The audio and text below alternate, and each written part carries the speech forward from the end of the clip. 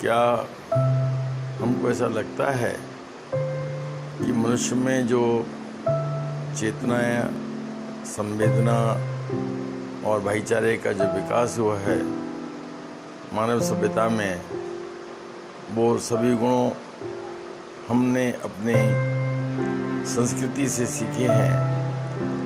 वास्तव में हमारी संस्कृति है क्या?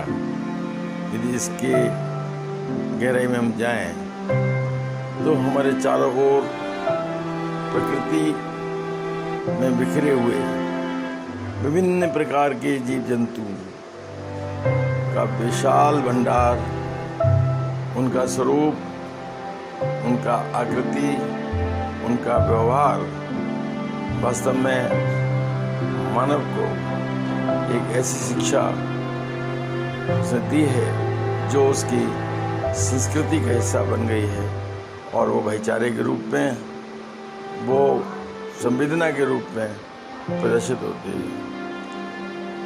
जीव जंतुओं में अगर हम देखें तो एक श्रेणी है सूक्ष्म जीवों की, जिसमें हमारे वायरस, बैक्टीरिया, फंजाई, प्रोटोजोआ, शैवाल विभिन्न प्रकार के आते हैं, और एक वर्ग है जंतुओं का, और एक वर्ग है जंतुओं में सर्वाधिक विकसित जंतु यानी कि मनुष्य।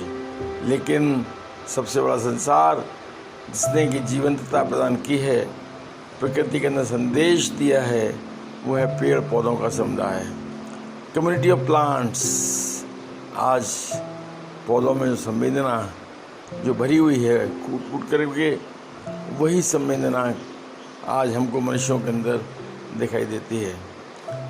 अगर यदि हम देखें प्रकृति में, तो पेड़ पौधों का जो संसार है वो एक समुदाय के रूप में, एक कम्युनिटी के रूप में विकसित होता है, और सभी पौधे मिलजुल कर एक दूसरे का सहयोग करते हुए आपसी प्रतिस्पर्धा इतनी तो रहती है कि वो उनका जीवन संचालन, जनसंख्या नियंत्रण प्रकृति के अनुरूप हो सके। लेकिन ऐसा प्रतिस्पर्धा पौधों में नहीं होती, वो एक दूसरे को ख़त्म ही कर दें, क्योंकि सभी जीव प्रकृति के अंदर महत्वपूर्ण हैं। उनका स्थान, उनकी उपस्थिति एक आवश्यकता के रूप में प्रकृति के अंदर उपस्थित है।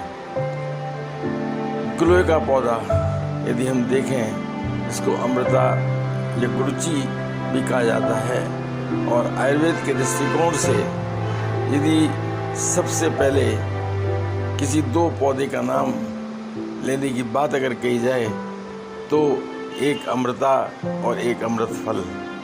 अमृता यानी गिलोय, यानी वनस्पति विज्ञान की परिभाषा में जिसे हम कह सकते हैं टिनोस्पोरा कॉर्डिफोलिया, और अमृत फल यानी आंवला, आंवले का फल विटामिन सी से भरपूर। तो देखा जाए दोनों ही पौधे मनुष्यों की जो इम्यूनिटी है, जो रोग से लड़ने की क्षमता है, उसका विकास करने में सहायक हैं। विटामिन सी की भरपूर मात्रा ही हमको रोगों से लड़ने की शक्ति प्रदान करती है। गिलोय के पौधे के अंदर ये चीज़ भरी हुई है। जब हम गिलोय के पौधों को उनका रोपण करें तो ये चीज़ स्पष्ट रूप से हमको गिलोय के पौधे से स्पष्ट हो जाती है कि यदि हमने एक गमले में 3 या 4 कटिंग लगाई हैं, तो सबसे पहले एक कटिंग अपने नोडल पॉइंट से स्प्राउट करेगी, उसका विकास होगा, वो पौधा अपनी वृद्धि को प्राप्त करेगा, उसको हम सपोर्ट सिस्टम देंगे। उसके बाद क्रम से दूसरी नोड से स्फुटन की प्रक्रिया होगी, वहाँ से नए पौधे का निर्माण शुरू होगा। अगर हम देखेंगे बहुत ध्यान से कि जो प्रकृति के अंदर जो भाईचारा मनुष्यों में हमको दिखाई देता है, वो इस गिलोय के पौधे से बिल्कुल स्पष्ट हमको दिखलाई देगा।